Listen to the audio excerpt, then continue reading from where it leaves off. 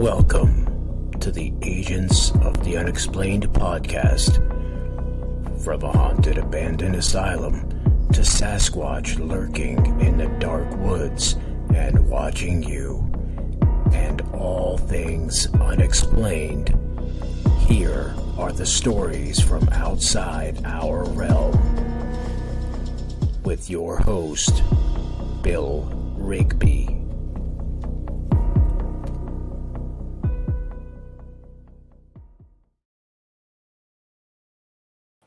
Good evening, all. How are you doing tonight? I got a very, very good guest on, and I know he's going to blow your mind with some of the information he has. From Point Pleasant, West Virginia. Wait a minute, let me say it right. Point Pleasant, West by God, Virginia, Mr. Steve Ward. Well, thanks for having me on, Bill.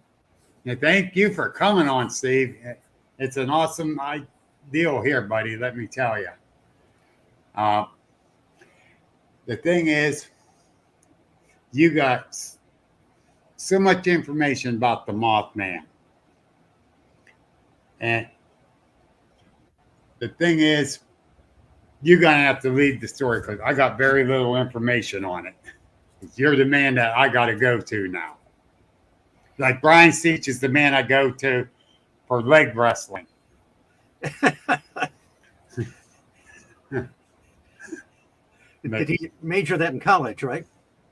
I think he did. Sandy Lincoln says, "Hi, Mr. Ward." Hello. And Brian Little asked if I was doing well. Yes, I am. I'm doing very well today. I got Steve on here. I have to bring it up on my phone so I can see who's actually talking. And I got my phone set up in front of me. And, but the thing is, the story of the Mothman and the bridge. Was that trying to warn the people or what? Well, everybody has a different idea about it. And what you're talking about is you had the first major sighting, not the actual first sighting, but took place on November 15th, 1966 in Point Pleasant, West Virginia. Two couples, the Scarberries and the Mallets, they were out driving around what they called the TNT area. Now, the TNT area used to be a place where they made explosives for the war effort. And if you look at the old black and white photographs, it was a huge complex in the 40s. And they stored the explosives in 100 of these concrete bunkers or igloos. Right. And by the 60s, it was long abandoned. The old North Power Plant was still there, just a ruin. And these two married couples were out there just driving around. They used to do a lot of drag racing out there and so forth. They were driving along the dirt road right next to the old North Power Plant. And Linda Scarberry said, "What's that man doing standing in the road?" And that man all of a sudden spread his wings, about a 10-foot wingspan. And they noticed the red eyes. And this thing shuffled off through the fence toward the old North Power Plant. Well, they decided to leave. This thing was pretty creepy. And yes, they took off at a fairly high rate of speed. And when they turned south on Route 62 to head back into Point Pleasant, they saw this creature. The locals just called it the bird for a while. Later on, it was dubbed Mothman. But they saw it standing by a billboard. But I didn't know if it was the same one or not, or if it just flew and got there very fast. And then it started to follow them into town. It was above their car for a while. And they said that they hit speeds close to 100 miles an hour. And then they stopped at a place called Tiny's Restaurant. That's where Linda worked. And they were just about closing up. Her boss was there. They told him first what happened.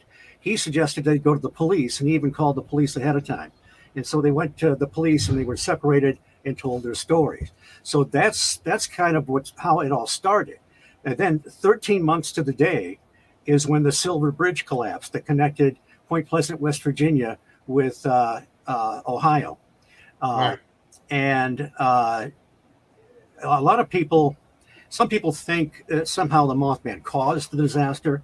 Others think he was a harbinger, like a banshee, like a warning. Some think it was just something that happened at the same time. I'm kind of that opinion that there's not really a direct connection. They found out later on it was the 13th eye bar that gave loose.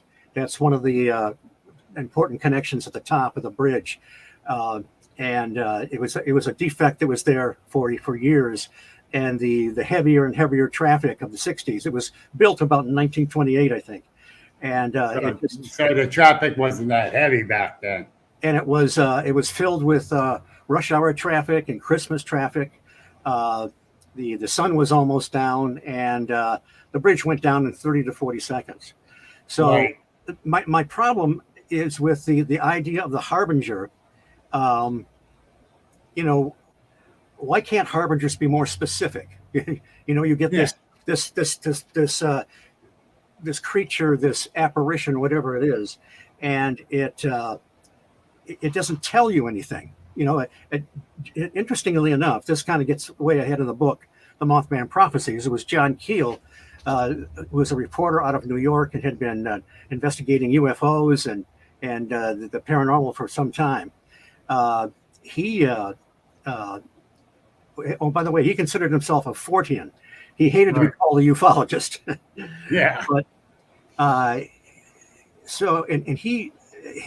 he was in contact during this year with a lot of individuals that firmly believed they were in contact with some kind of an entity or sort of a space brother kind of a thing. A lot of these people were channeling.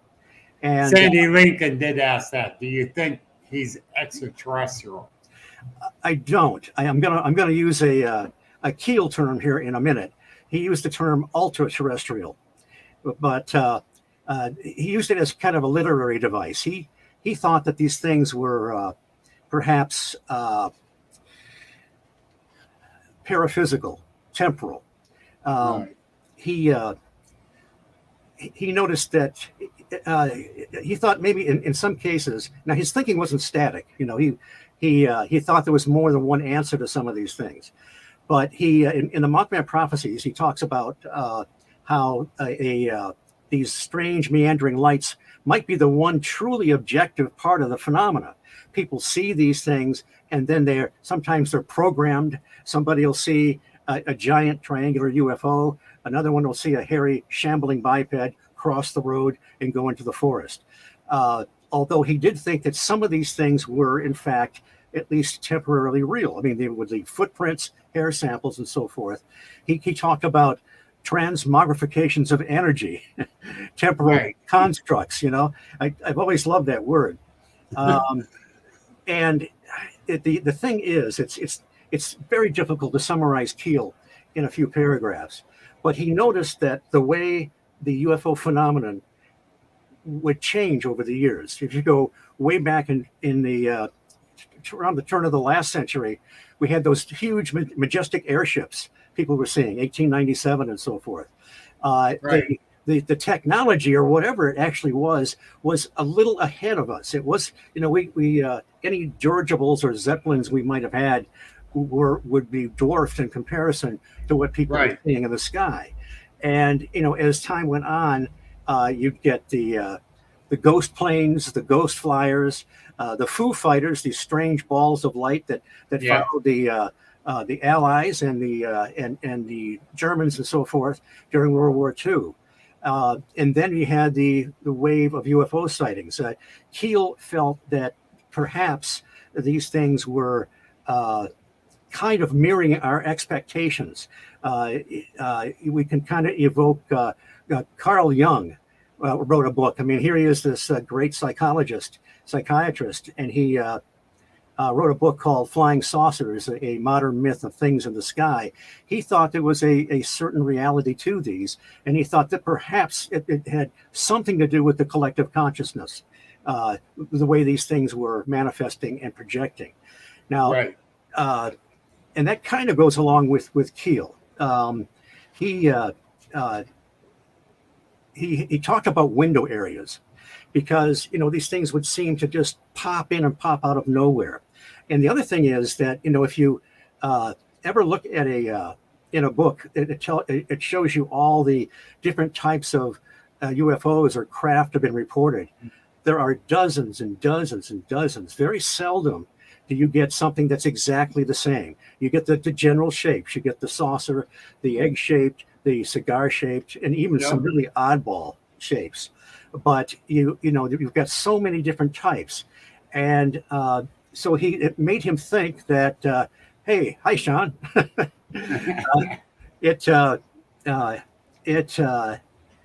It made him think that there may be something more to it than just an armada of different extraterrestrial civilizations visiting us. He actually rejected the ET hypothesis by the end of the 60s, although later on he backtracked on that a little bit. He definitely was not fixed onto one thing. So he talked a lot about paranormal mimicry, the reflective factor.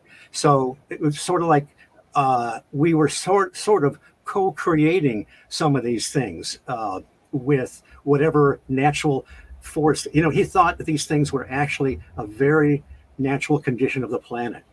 And one interesting way to look at it is if you go back and look at the various traditions and folklore and compare them to modern day UFO experiences, you're going to find that there's many parallels. I mean, we got a question here. Is there only one Mothman?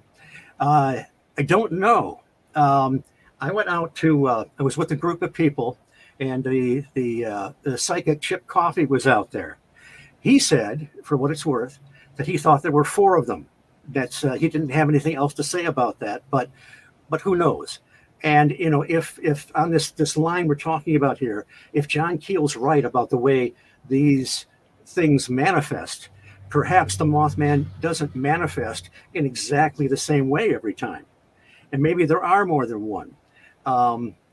People also saw some large birds, kind of oddball looking birds at the same time, in the same time span.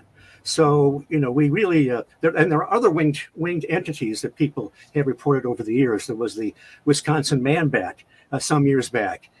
Father and son were driving along, and it came and kind of brushed against their window. Very ugly bat-like thing. And they got very ill afterwards when they went home. There was the Houston Batman back in the 50s. And I didn't hear about that one. They were seen several times. It almost looked like it was a kind of a man in a suit. So, maybe he was out fighting crime or something. I don't know. Yeah. Well, I was back in my 20s. I was nicknamed the Batman. But not for that reason. You weren't fighting crime then, huh? No. No, actually, I almost got myself in trouble. But that's beside the point. But back to a point I was making earlier, John Keel was getting all these messages from people that were sincere. He called them silent contactees because they believed they were in contact with these entities, but they had no desire for fame or to write a book or anything like that. And so as time went on toward the end of this year, they started getting a lot of them felt there was going to be a disaster on the Ohio River. People were having Mary Heyer, the reporter, friend and colleague that he worked with in Point Pleasant, and Mrs. Thomas. They were having dreams and visions of Christmas packages floating on the river. Keel was misdirected. He really thought a factory might be blowing up or something like that.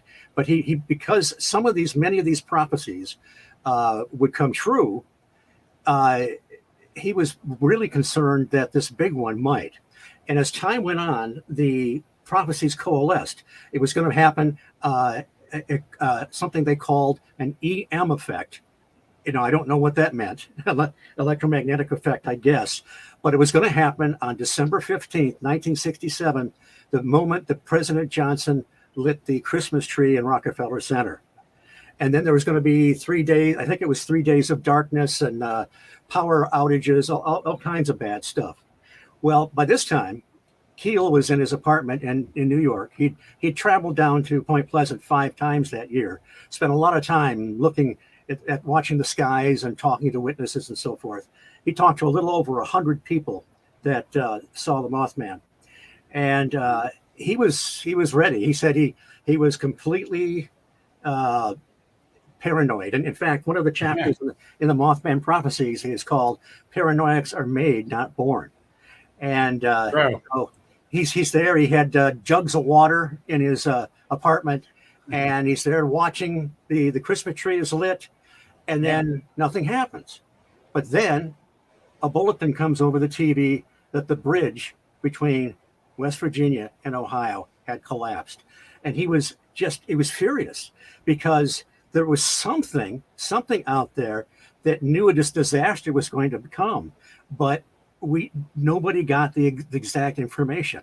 And, again, he was blindsided. He was looking elsewhere. Right.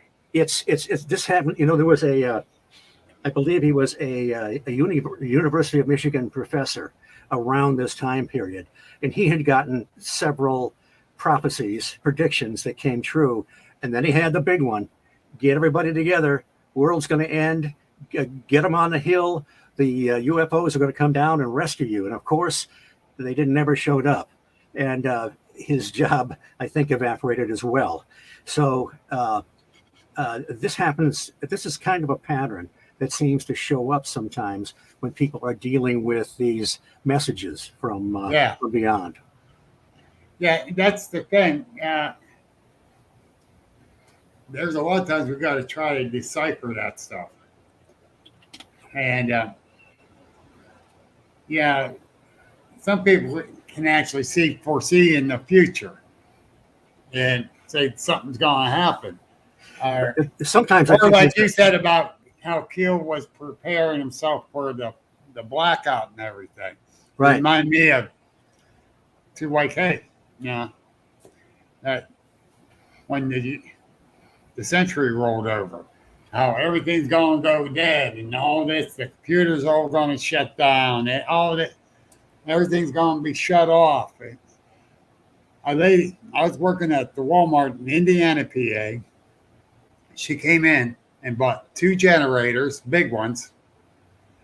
She bought all the gas cans. She bought up all the batteries she can buy for all her flashlights. And then she proceeds to tell me she had a 250-gallon tank at home that she had a fuel company come and fill up full of gas. And I'm thinking, my God, lady, you're going to have a large bomb in your backyard. Yeah. Oh, here we go. You got to see this one. All right.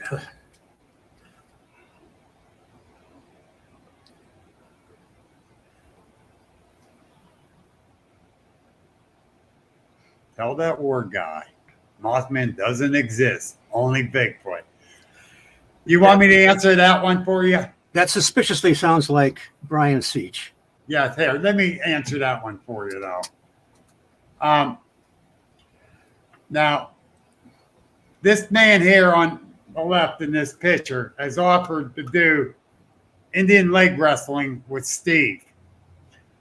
But Steve had knee surgery. So Terry has offered to take Steve's place, and my money's on Terry. Sorry, Brian. We were ready for you. We're just waiting for Brian to tell us how he was in the film The Mothman Prophecies. Wasn't he the Mothman himself? Well, he was wearing a trench coat, I think, way off in the distance, carrying a briefcase. He was in for 2.5 seconds, I think. Oh, I'm glad you said he was carrying a briefcase, because when you said trench coat right away, I started thinking of Flash here. Well, a lot of people don't know this, but afterwards, when everybody had their attention elsewhere, he got his briefcase and he stuffed it full of food from the commissary. They didn't have to go grocery shopping for 2 weeks. Oh, Brian, You're in for it now, brother. Oh, jeez. Brian said she'll kick my ass. Wait a minute.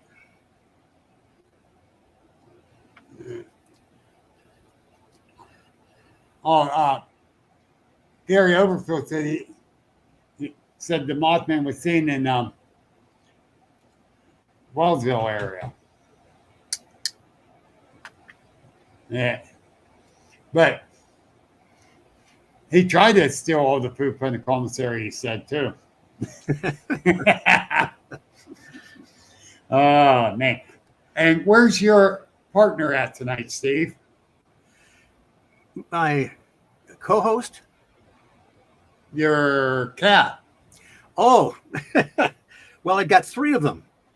Now, usually I made the mistake of leaving the door open. Usually they show up when I'm on the radio. One of them climbed on my back display here. Yeah. But I think they're sound asleep at the moment. So. Oh, okay. I was expecting to see him. All right. Joseph Grimm got this question for you. My big question for you, Steve, is what keeps you going in the Mothman mysteries and exploring them? It's this area is one of these high strangeness areas. That's the thing that yes, it is. Yes, it is. That I'm the most interested in, whether it be the Skinwalker Ranch, Marley Woods, the Bridgewater Triangle, the Bradshaw Ranch, on and on. We have these areas where seemingly different types of phenomena all occur in the same area. People see cryptids, people see strange lights, people have outbreaks of poltergeist phenomena. So you get this incredible mix of things that we tend to want to separate, but I don't, like Keel, when he wrote Operation Trojan Horse, that's when he brought all this together. And it was not a message that I was very happy with at first, but I think there's a lot to that. Right. Very much so. And here, my buddy Gary Overfield, which I'm going to say this much, the man upstairs is looking out after him. He went and got a CAT scan done and found out the cancer has not spread. Good deal. Yes. He wants to know any books you do recommend on the Mothman. Well, I'd start with the Mothman Prophecies, but I'd also, just about anything by Keel, even though it may not all directly relate to the Mothman, it'll give you kind of the background on the whole thing. But obviously, Operation Trojan Horse, the Eighth Tower is kind of a sequel to the Mothman. When the Mothman Prophecies was published, they cut out about half of it, and maybe 2/3 of that has been restored in the Eighth Tower. So they're kind of a complete book in themselves. Right. But those, and then I recommend other books like the original Skinwalker book, The Hunt for the Skinwalker by Knapp and Kelleher, The Emerging Dimensions by Tom Dongo and Linda Bradshaw. These are other areas that you can compare to what was going on and still is going on in Point Pleasant. Yeah, and there's plenty of books out there, and believe me, if Gary comes home with any more books, his wife's probably going to tie him up in the basement. But Tara Stephanie says hello, and hello, starting Tara. on the 9th, she is going to be my co-host. Oh, good deal. Yes, great girl, and I'm glad.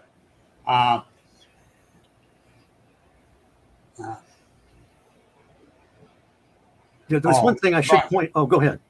Brian loves the book Merging Dimensions. Right. Yeah. But go ahead, Steve.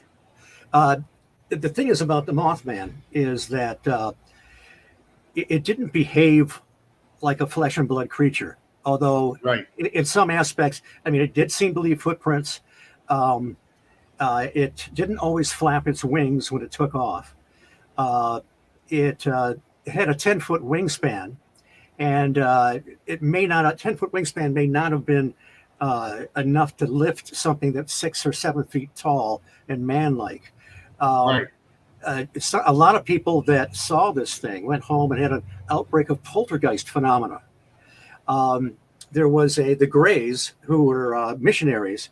They had this thing show up in their bedroom. Classic Mothman, 6, 7 foot tall, red glowing eyes, bat-like wings. And the thing is, the next day, they were to go off to a far-off country and do their missionary work. So they knew nothing about what was going on in Point Pleasant until they got home and looked at some of the old newspapers, and they thought, my God, that's what we saw in our bedroom. So what they saw was a classic bedroom apparition. Right.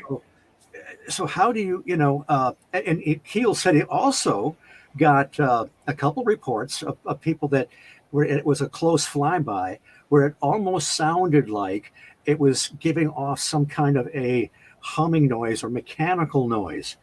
Are we going to imagine some bizarre high-tech drone that they made look like the Mothman? I don't know. That year, I don't know. I don't know either. But I don't know. But yeah. Another factor, a town official, unnamed town official, went out on his front porch and he saw this thing standing there on his front lawn. He went into a trance for about 10 or 15 minutes. He came out of it, and then this thing took off. So here he had missing time, had no idea what happened. So, when you try to put all this together, the most unlikely explanation, a lot of people jumped on the idea because the TNT area was polluted and was a Superfund site. People are trained to go back to the 1950s giant bug movies and mutant movies. But I think that's the least likely explanation for what people were seeing. Right. And the thing is, I got to fix my stand. I kind of kicked it with my foot. There. But anyhow.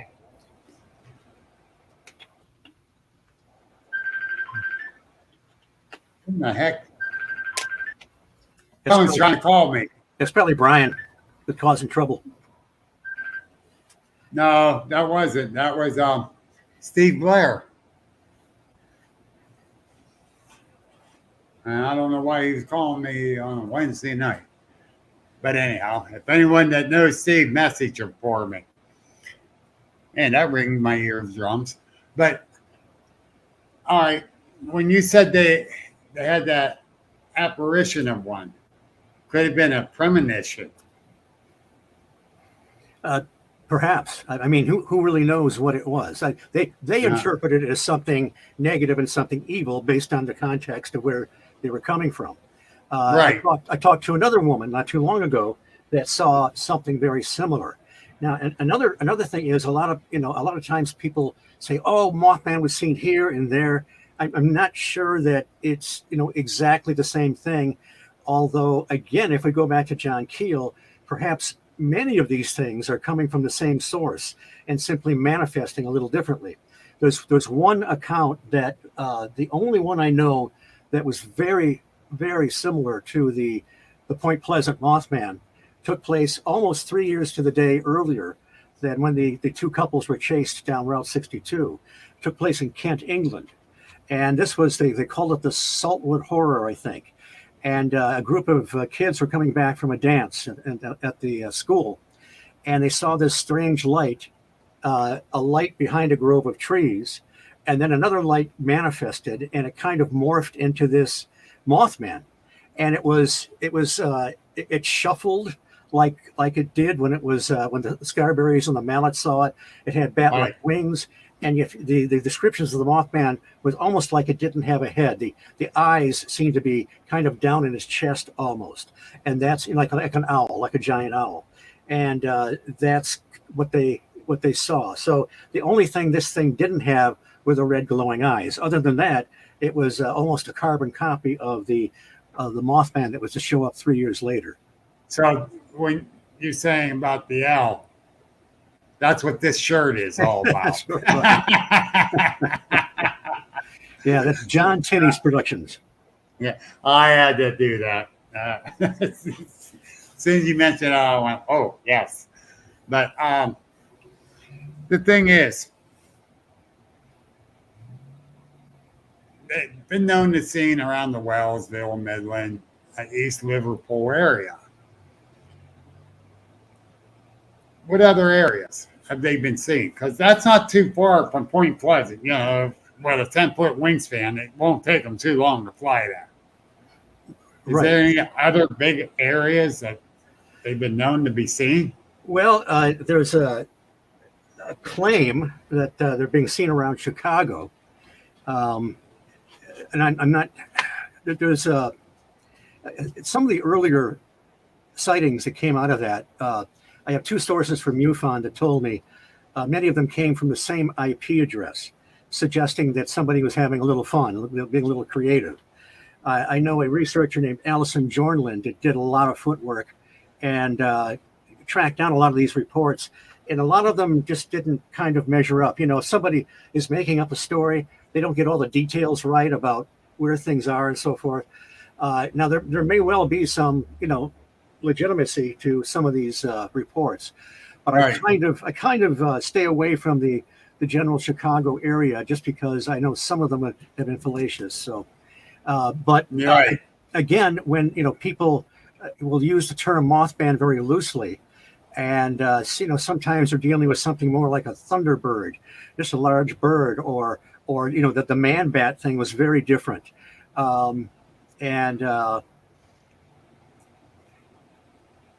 Giant thunderbirds were seen in Greensburg a few years ago.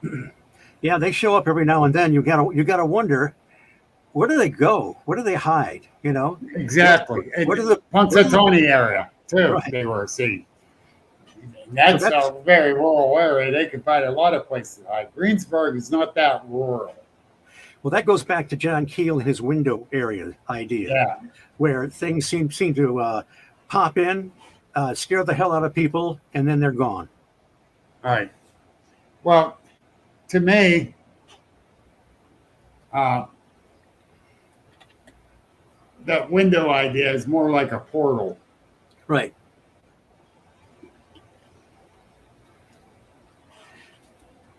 All right. Gary, want to know, there, let me pop it up there. It's possible, but as we mentioned earlier, these harbingers don't really tell you anything. Mothman would fly around and scare the heck out of a few people, not really harm anybody. But if somebody, you know, believed it was some kind of a warning about something in the future, how would we possibly determine what it was? So, especially when it collapsed the bridge, right? Supposedly, is that a warning? I don't know. So I tend to think not. I tend to think these things all happened at the same time. I don't know that there's any real cause and effect there with the bridge. It was just that 13th eye bar had finally given loose, and yes. When someone tried to tell me it was just a rivet, one rivet, I went, no. Tens of thousands of rivets in. Yeah, this was no way. An actual eye bar made connections. Right. Yes, and I agree. And here, I figure you and Brian need to settle the score anyhow between Mothman and Bigfoot. So see if I can get it in here. We're going to play bingo. All right. The first one to get a coverall wins.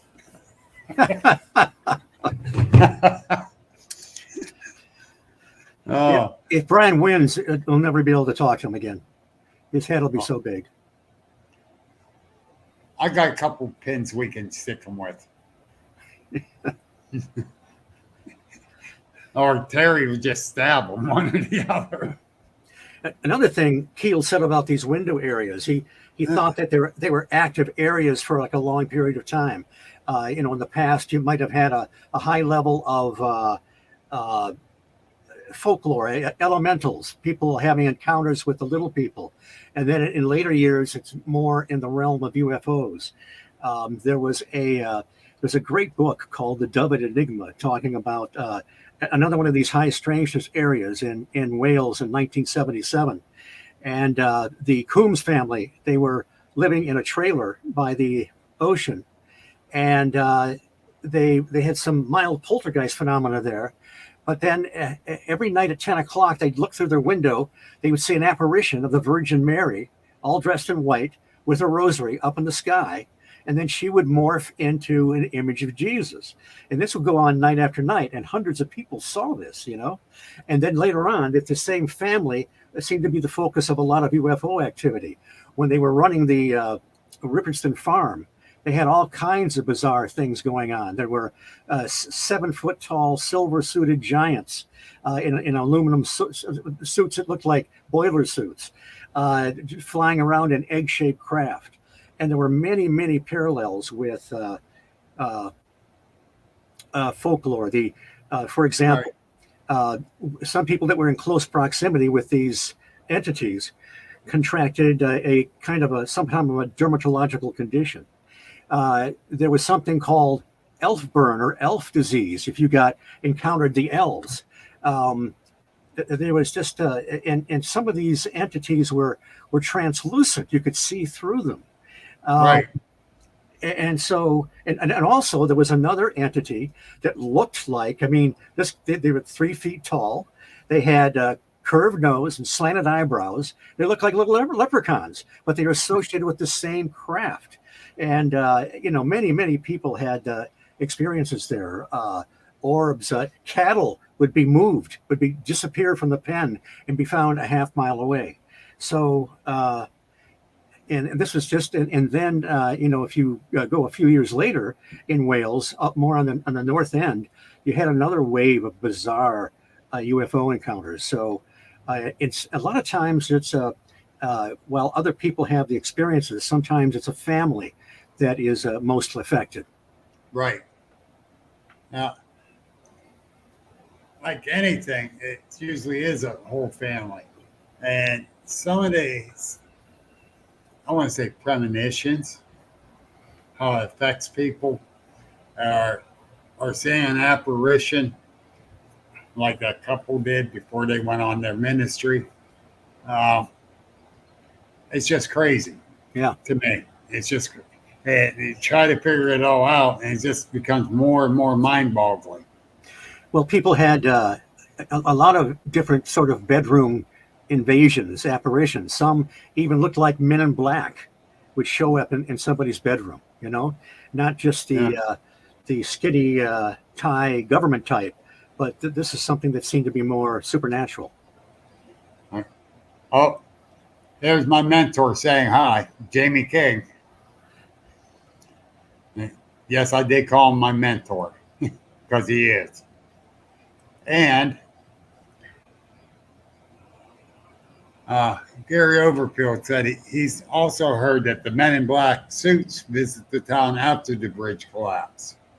I don't know if that's the case or not. It may have been. I do know that just before the bridge collapse, a woman saw 2 men climbing around on the bridge in street shoes, looked kind of like Men in Black types. And I don't know, if that was anything to be concerned about or what, but it was just kind of bizarre. It could be some government officials checking out the bridge, why it collapsed. We don't know.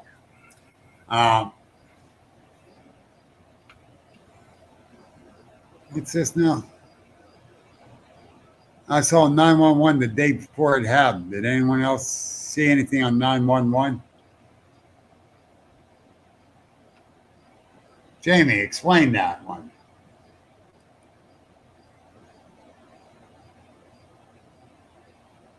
Did you have a premonition of the planes? I have a premonition of a family friend dying, but and that happened the following day. And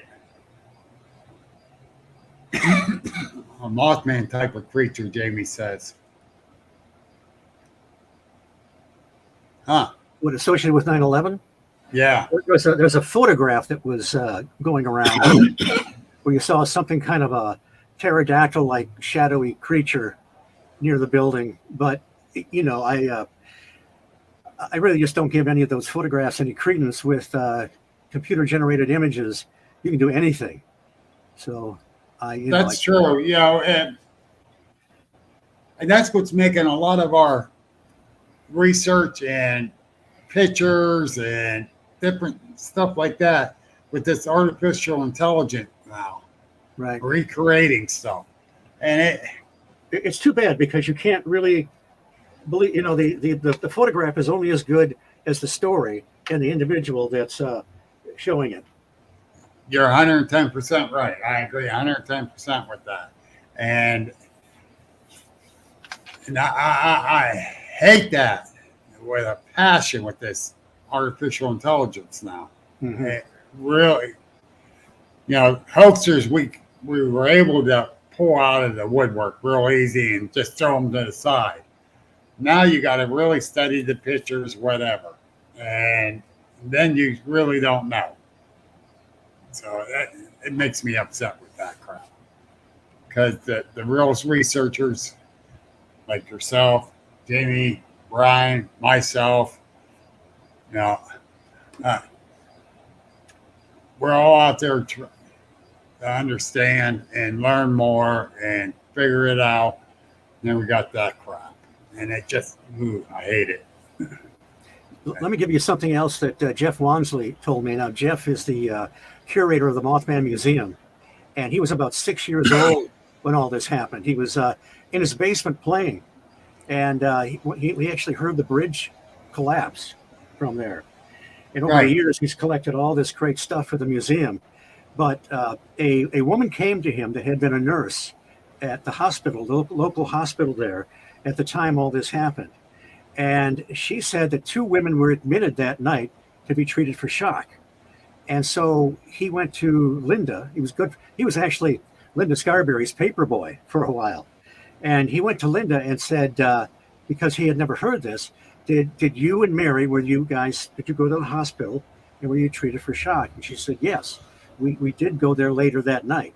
So that's just another thing to sort of corroborate what happened. I mean, if you're telling a wild tale, you're not going to go to lengths to fake stress and go to the hospital to be treated. That's right. You'd be pushed right out of the hospital. They can figure that one out quickly. That's the thing. But, all right, I got to do something real quick here, Steve. Okay. Before we get back on that. Folks, the Penn Ohio Paranormal Conference 2 is going off March 30th. Master of Ceremony, you notice I had to put his name in the poster, Mike Hartman. Our speakers, Jim Boardwine, Robert Solomon, Dave and Carrie Rupert, Tony LeBorn, Christine Solstice. It's going to be an awesome day, that's for sure. And the first conference was a big success. And, of course, we had a couple hiccups since it was our first one. But it is definitely going to be good. Now, then August 13th, Gretchen Fest down at Beaver Creek State Park, down at Gretchen's Lock. You got 8 speakers. I'm one of them. It's going to be a great time. It was a great event last year. It's going to be just as great this year. And I want to thank Brian Little for asking me to speak. I've been putting my notes together for it. And since we're not allowed, we don't have PowerPoint. Not that we're not allowed. We don't have PowerPoint. So I'm definitely going to need it notes. But anyhow, that's all on our commercials.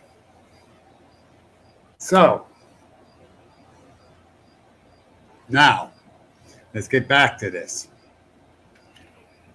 Now, Corky Marple says his 911 was an inside job. Evil for sure. Never heard any connection to Mothman. I never did either on that.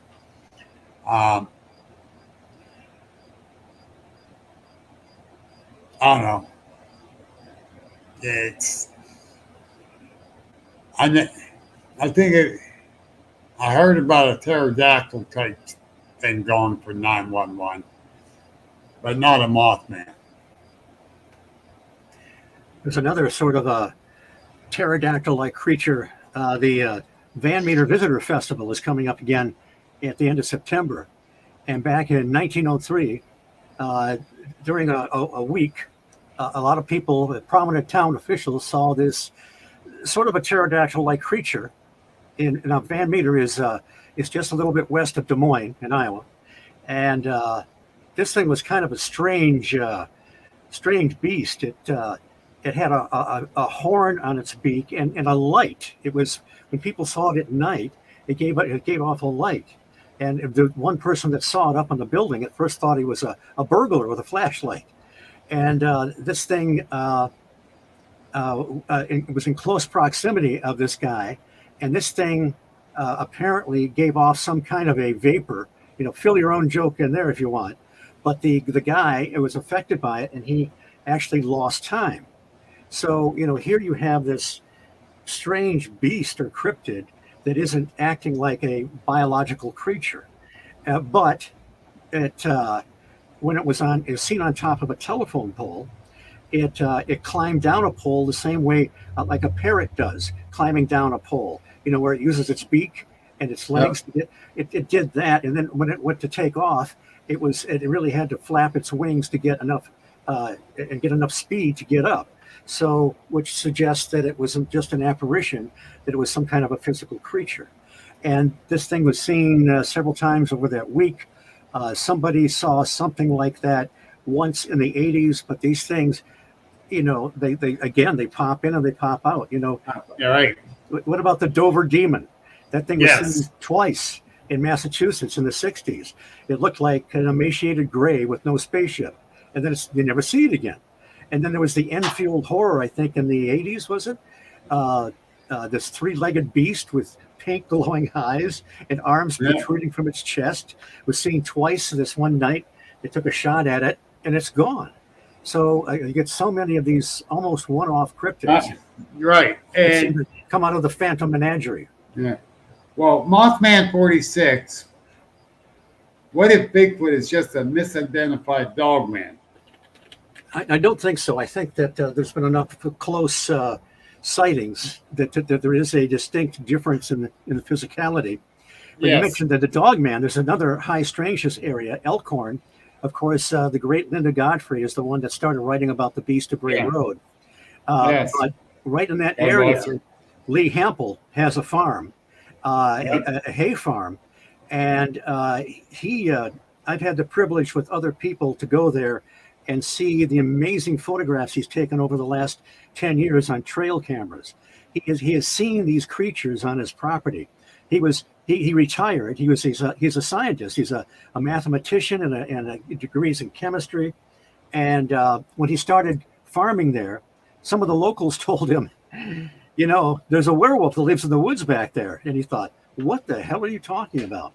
And then he saw it. He's seen it several times. He's had missing time on his own property.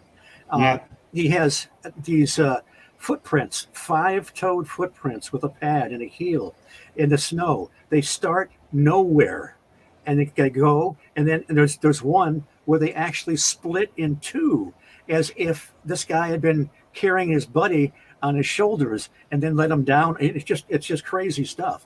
And then they just end nowhere. He's got a lot of photographs of some kind of technology, classic flying saucers, drones or whatever, just crazy stuff. And so you have this sort of head-on collision between these creatures that eat roadkill and bait, and this technology somewhere in the backdrop, but it's very difficult to photograph them. The cameras fail when he sets up the bait. And another, he gets these strange mists that show up.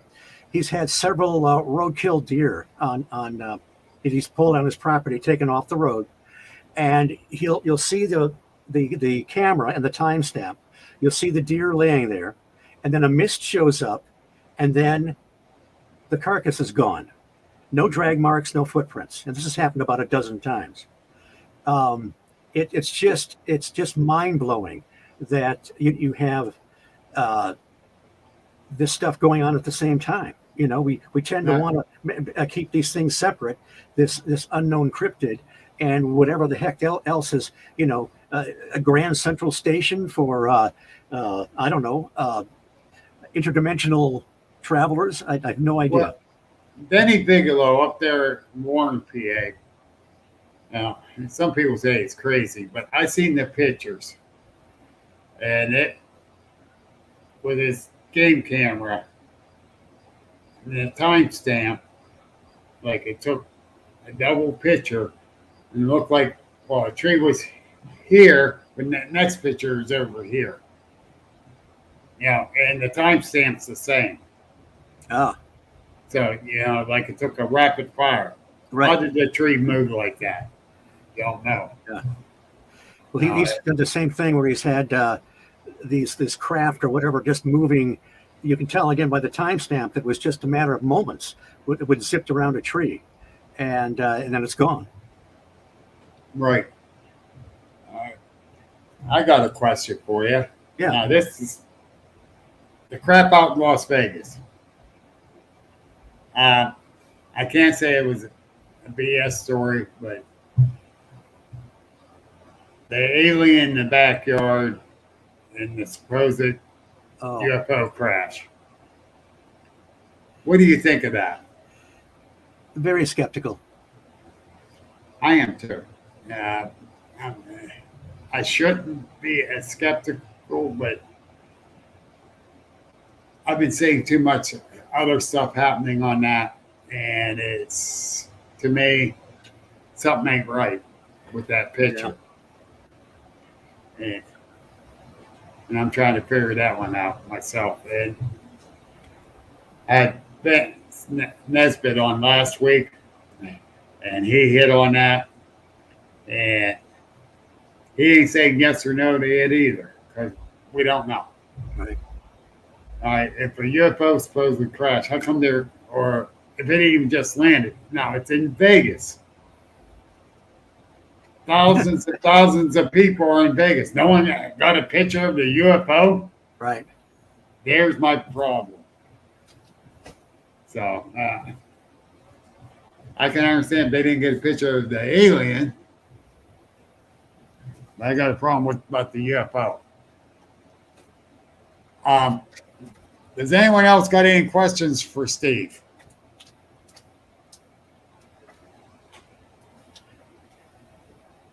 No. I'm surprised Brian don't. Got to pick on that poor guy. Yeah.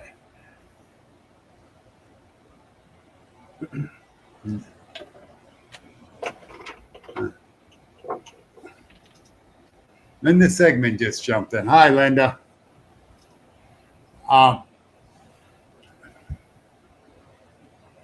Gary did. I better bring this up now. All right. Linda was just on my show. It should be available sometime today. Oh, cool. She saw the Mothman when she was a youngin'. Oh, awesome.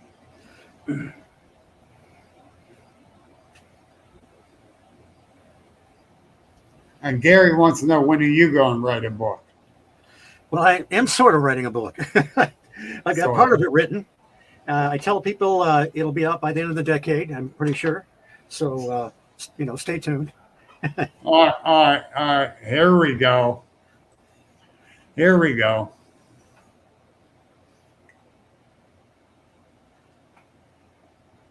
Asked Steve about him winning the Bigfooter of the Year award in 2010. I don't think they've sent that to me yet, so I'll look for it in the mail. I think it was hijacked. And Linda asked this question. How old are you? I am 70. That's so wrong.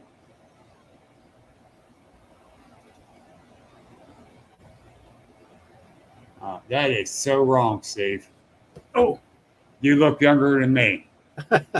well, you asked about my cat. This is Keel came to visit. Here he is, right here. Hi, Keel. And Oh, don't step on the keyboard here, bud. yeah, don't start typing that, buddy. If you do, do it in English, not cat language. The tail and the head. Why doesn't Steve incorporate a John Keel section in the Mothman Museum of a separate John Keel museum in Point Pleasant? There is a John Keel corner in the museum. Oh, cool. Yeah. Or start a John Keel museum. Well, he's well represented in the museum. Yes. And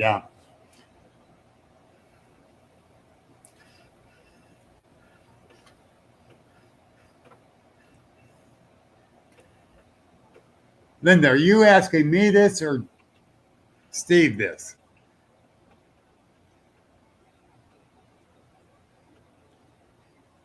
I myself never saw a Mothman. I did see paranormal. No, I've not seen much of anything. I'm the guy that has to talk to people that see UFOs or Bigfoot.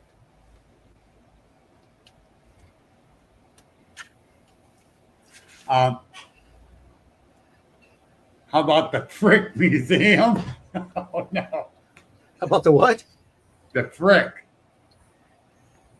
brothers. Oh, the Frick brothers. Yeah, Well, we still don't know if they're flesh and blood or paranormal. yeah, that's true.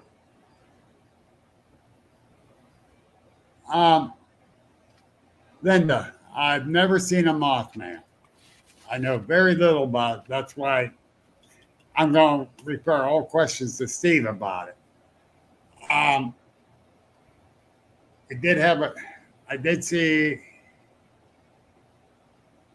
something coming, some kind of light coming off a mausoleum at the one cemetery here the one night, and it was not a light refraction.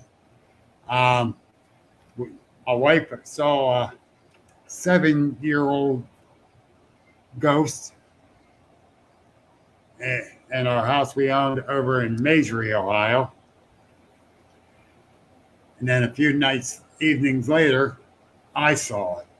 So, yes, that's.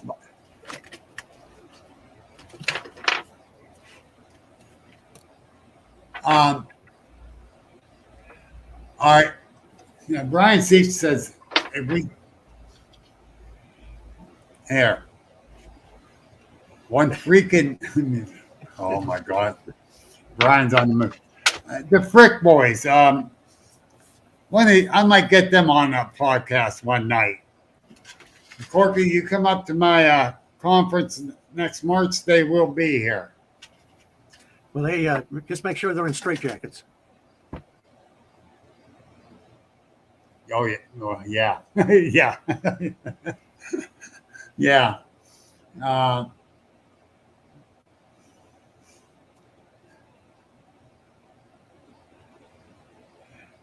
I finally got to meet them. Where were we at? Oh, Butler. Oh, right. Well, they fly the Mothman by night at the Mothman Festival, which is held every third weekend of September, and they portray the Men in Black by day. And they're supposed to be coming to my conference. Oh, good deal. Yeah. So, and you're invited to come too, Steve. Sounds good. I got, actually, it was you, all of us that went up to Eden Park and the Frick Boys. Oh, okay. Yeah. Yeah, that's when I first got to meet them. Okay. Yeah. Yeah, and everyone says, just watch. They were right. But, yeah. John and Tim Frick. I don't know, Tara. I don't have a freaking clue. Yes, I believe that is their names. Yes, it is. I'm sorry, I had to do that one. But anyhow, at,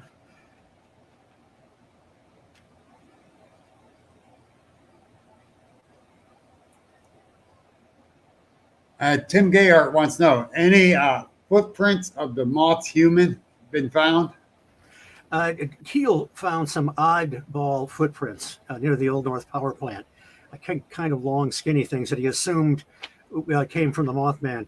He found something else too. A few years ago, I was at a Michigan MUFON meeting, and a retired Wayne State professor was there talking about his research in Bigfoot and UFOs in Michigan. And this wasn't really for public consumption, but something he said stuck with me. And he said, we keep finding these large dog-like footprints in these paranormal hotspots. And I thought, where have I heard that before? Well, that's what Keel did. Keel found these large dog-like footprints near the Old North Power Plant.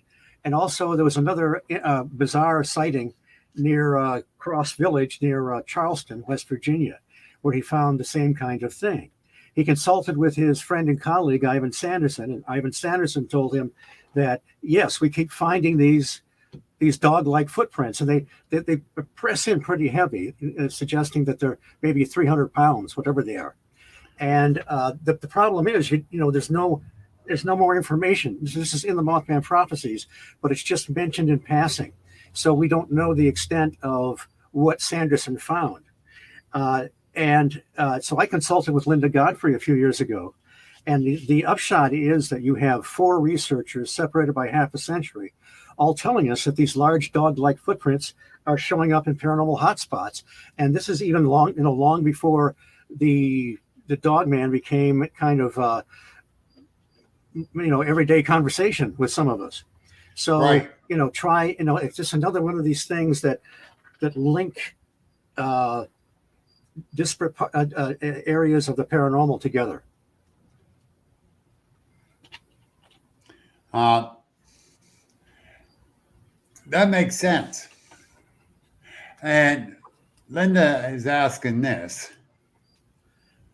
Is it possible Mothman is a shapeshifter?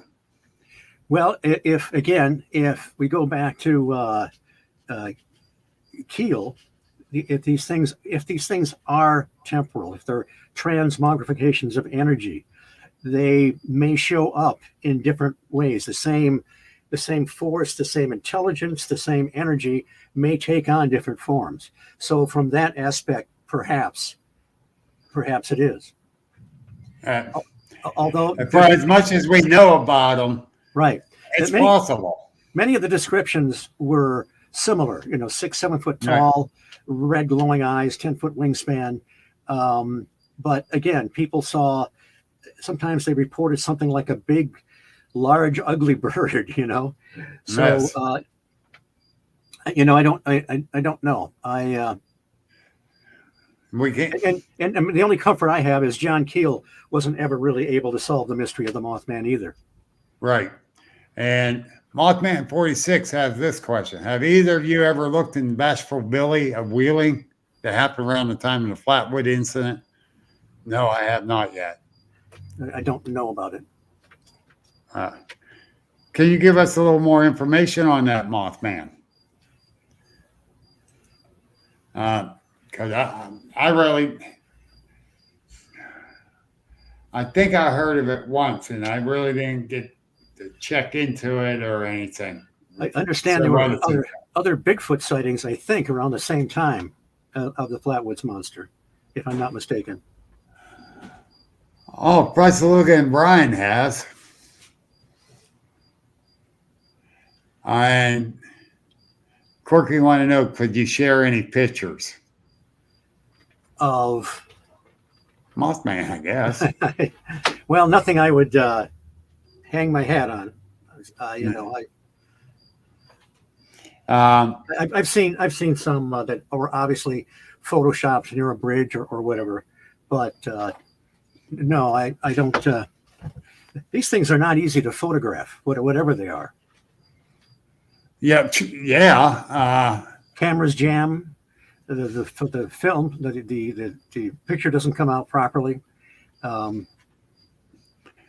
And like when someone says, well, why didn't you get a picture of your Bigfoot? Well, number one, I wasn't thinking of it. They take a picture of something that I just saw 15 feet from me. Let alone if I saw a Mothman, I sure in the hell wasn't going to think about getting a picture. I'd be like,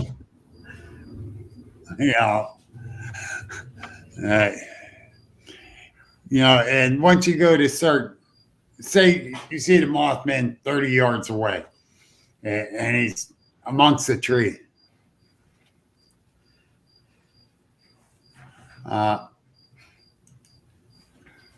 Mothman 46 says this about Bashful Billy. It was similar to Flatwoods, and some reports say someone was burned and possibly killed. Yeah, I don't know anything about that. I'm going to have to check into that. Brian, you're going to have to let me know about that. You and Fred checked into it. So we have some more information on that. Definitely. Please, Brian, share that with us. Now I forgot where I was going. Oh, about the pictures. Yeah, I know people, hurry up, pull their phone out of their pocket, get it going, hit that pit, take a picture, try to focus in, hit the button. You know what it's focusing on, something closer than what you're trying to get a picture of. So you don't get a good picture anyhow. Right. So, how in the hell are you going to get a picture of a Mothman that all of a sudden start taking off flying? It ain't happening. People aren't going to believe it anyway. They'll say it's fake. Yeah, very much so. I agree. And with all honesty, like I said, pictures are bad. I just heard thunder. I did not know it was supposed to rain tonight here. But anyhow, that's like anything now with these pictures. We got to be careful with the artificial intelligence. But anyhow, it's 8:07 now, Steve. Yeah, time is flying. That means I get time and a half after an hour, right? Yes. I thought so. Oh, yeah. Oh, here we go. Fred Saluga has a Bigfoot rug in front of his fireplace. It's not that. It's just afraid to move. Mothman 46. Who in the hell are you if you know Fred that well?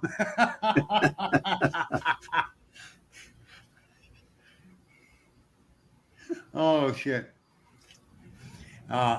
Brian says, awesome show. Steve is the best. Yes, I agree, Brian. Well, thank you, Brian. And Gary wants to know, does anyone know of the most recent sighting of a Mothman?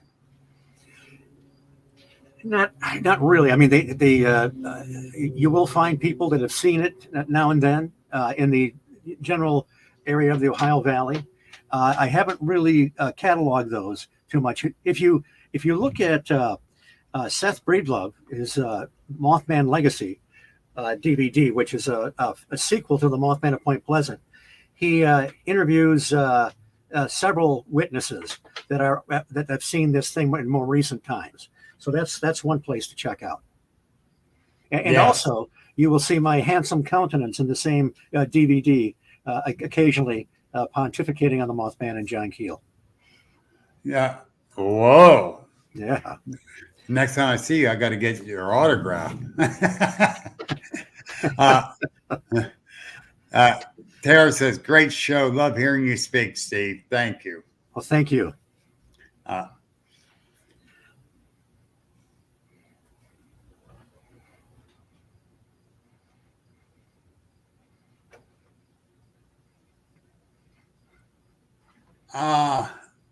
That's a good question, Linda. With the congressional hearing today, do you think when disclosure happens, they will admit to knowing about all the cryptids? No. I agree. They, I don't even know. I'm just really skeptical about the, we keep looking to the government to finally open up, and we get a little bit recently with the Tic Tac video and that sort of thing. I just think that they're going to keep spinning their wheels, and we're not going to get we're not going to get much of substance out of it. We're not getting much substance out of the UFOs. I'm not going to say UAP. It's UFOs to me. Yes, I'm glad to hear that. Yeah, I'm tired. That's too hoity-toity. That's that's too much. The common man says UFO. I'm even happy with flying saucer. What the heck? Yes, I agree. No, I agree 110%. I didn't know Brian was on the Bigfoot Mafia. Yeah, he's one of the Bigfoot Mafias. And I'm going to check my text messages, I see. But I can't do that while I got it up here. But anyhow. I kind of started this with Brian a few years ago. I think I told you the story of Butler, but a few years ago I was doing the tours that they have on Saturday night in the TNT area. And I knew some of the people from Butler. I had met them before. But I saw, a bunch of people line up, and I thought, oh, heck, there's 3 or 4 people from Butler, and they're Bigfooters. So I'm going to have a little fun with them. So as I started on the ride, rather than do my regular opening, I said, the only legitimate paranormal researchers are Mothman researchers. Bigfoot researchers are backbencher wannabes trying to work their way up to the big league or something like that. So now Brian knew me well enough to know I was full of it. And Dave Rupert locked eyes with me. He didn't know me. And I think he was wondering if he should rearrange my face or if I was just kidding. And, I'm going to say Mothman 46 is Dave Rupert. I wouldn't be surprised. And I got to grab this. Okay, Bruce Harrington was sitting next to me, and I said, "Hey, that was pretty funny, Bruce. I recognize so and so." And he said, "Steve, the whole cart was full of Bigfoot researchers, so they may have thrown me off the cart that night." But I guess got no text message yet. So it says check my text messages. But anyhow. Yes, here's what Gary. I read this to you pre-show.